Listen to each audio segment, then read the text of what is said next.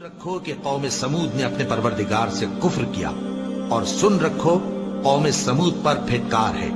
और हमारे फरिश्ते इब्राहिम के पास बिशारत लेकर आए तो सलाम कहा, उन्होंने भी जवाब में सलाम कहा। अभी कुछ वक्फा नहीं हुआ था कि इब्राहिम एक भुना हुआ बछड़ा ले आए। फिर जब देखा कि उनके हाथ खाने की तरफ नहीं बढ़ते, यानी वो खाना नहीं खाते, तो उनको अजनबी समझकर दिल में खौफ किया। फरिश्तों ने कहा कि खौफ न कीजिए, हम कौम लूत की तरफ उनके हलाक करने को भेजे गए हैं। और इब्राहिम की बीवी जो पास खड़ी थी हंस पड़ी, तो हमने उसको इसहाक की और इसहाक के बाद याकूब की खुशखबरी दी। उसने कहा, एहे मेरे बच्चा होगा, मैं तो बुढ़िया हूं और ये मेरे मियाँ भी बूढ़े हैं, ये तो बड़ी अजीब बात है। उन्होंने कहा, क्या तुम अल्लाह की कुदरत से ताज्जुब करती हो? ए अहले बैत, तुम पर अल्लाह की रहमत और उसकी बरकतें हैं, वो लायक तारीफ है, बड़ा है। फिर जब इब्राहिम से खौफ जाता रहा और उनको खुशखबरी भी मिल गई, तो कौम लूत के बारे में लगे हमसे बहस करने। बेशक इब्राहिम होती या मैं किसी मजबूत कले में पनाह ले लेता। फरिश्तों ने कहा, ए लूत, हम तुम्हारे परवरदिगार के फरिश्ते हैं, ये लोग हरगिज तुम तक नहीं पहुंच सकेंगे। तो कुछ रात रहे से अपने घर वालों को लेकर चल दो, और तुम में से कोई शख्स पीछे मुड़कर न देखे, मगर तुम्हारी बीवी के जो आफत उन पर पड़ने वाली है वही उस पर भी पड़ेगी। उनके अजाब के वादे का वक्त सुबह है, और क्या सुबह कुछ दूर है? फिर जब हमारा हुक्म आया, हमने उस बस्ती को उलटकर नीचे ऊपर कर दिया और उन पर पत्थर की तह बतह कंकरियां बरसाईं, जिन पर तुम्हारे परवरदिगार के हाथ से निशान किए हुए थे। और वो बस्ती उन जालिमों से कुछ दूर नहीं।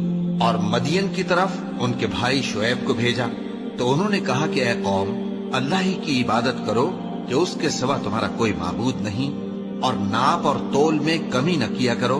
मैं तो तुमको आसूदा हाल देखता हूँ, और अगर तुम ईमान न लाओगे तो मुझे तुम्हारे बारे में एक ऐसे दिन के अजाब का खौफ है जो तुमको घेर कर रहेगा।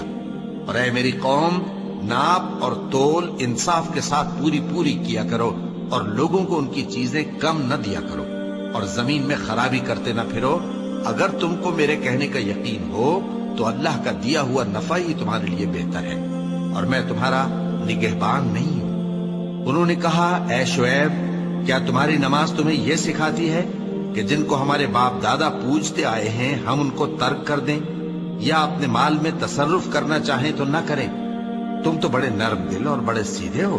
उन्होंने कहा कि ए कौम, देखो तो, अगर मैं अपने परवरदिगार की तरफ से दलील रोशन पर हूं और उसने अपने हाथ से मुझे नेक रोजी दी हो, तो क्या मैं अपना फर्ज अदा न करूं? और मैं नहीं चाहता कि जिस बात से मैं तुम्हें मना करूं खुद उसको करने लगूं। मैं तो जहां तक मुझसे हो सके तुम्हारे मुआमलात की इस्लाह चाहता हूं, और इस बारे में मुझे तौफीक का मिलना अल्लाह ही के फजल से है। मैं उसी पर भरोसा रखता हूं और उसी की तरफ रुजू करता हूं। और ए कौम, मेरी मुखालफत तुमसे कोई ऐसा काम न करा दे कि जैसी मुसीबत नूह की कौम या हूद की कौम या सालेह की कौम पर वाक़े हुई थी, वैसी ही मुसीबत तुम पर वाक़े हो। और लूत की कौम का जमाना तो तुमसे कुछ दूर नहीं। और अपने परवरदिगार से बख्शिश मांगो और उसके आगे तौबा करो। बेशक मेरा परवरदिगार बड़ा मेहरबान है, बहुत मोहब्बत करने वाला है। उन्होंने कहा कि शुएब, तुम्हारी बहुत सी बातें हमारी समझ में नहीं आती, और हम देखते हैं कि तुम हम में कमजोर भी हो, और अगर तुम्हारे भाई बंद न होते तो हम तुमको संसार कर देते, और तुम हम पर किसी तरह भी गालिब नहीं हो। उन्होंने कहा कि ए कौम, क्या मेरे भाई बंदों का दबाव तुम पर अल्लाह से ज्यादा है, और उसको तुमने पीठ पीछे डाल रखा है? मेरा परवरदिगार तो तुम्हारे सब अमाल का इहाता किए हुए है। और ए कौम, तुम अपनी जगह काम किए जाओ, मैं अपनी जगह काम किए जाता हूँ।